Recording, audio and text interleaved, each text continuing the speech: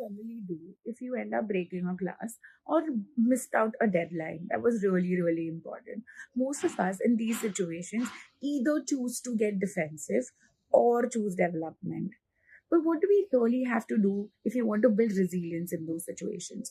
And how do we demonstrate it to people around us so they can benefit? Especially our children, right? And here's how, in 5 simple ways, you can turn your oops moment or the mistake into an asset and a beautiful learning experience. Number one, focus on connecting with the situation. When a brain is in trouble, it generally chooses the defensive mode, right? Or the trouble mode, and it cannot learn in that situation. Tell yourself and the others, everyone makes mistakes, grown ups, children, everyone does, right?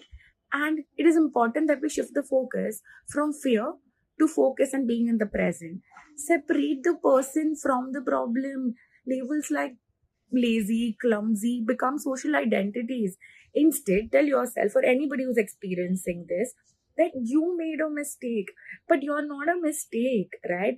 The process, the method that you use failed. You didn't. Rebrand the struggle, right? Make mistakes a sign of progress, not failure. Mistakes are like brain gym. If it is too easy, you're probably not growing. So let them, like, let everybody know, as well as yourself, right? That make mistakes. That's when the brain is actually learning. Reflect on your mistakes. Don't interrogate. Replace the way you ask those questions with curious, low pressure questions. What part felt the trickiest? What can I do better? What can I do differently? This shifts the focus from shame to actually problem solving. And the final one, model the mess. It's important that we do. The most powerful lesson isn't what you say, it's what you do when you fail, how you rise. So own your oops moment. I messed up and I'm going to take a breath and get back again and try again. So if you're scared of the mistake, you'll probably hide it. But if you're supported through it, you or anybody, if you're supported, you end up learning how to fix it and how to problem solve.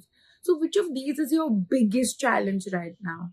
Let me know in the comments below. See you later.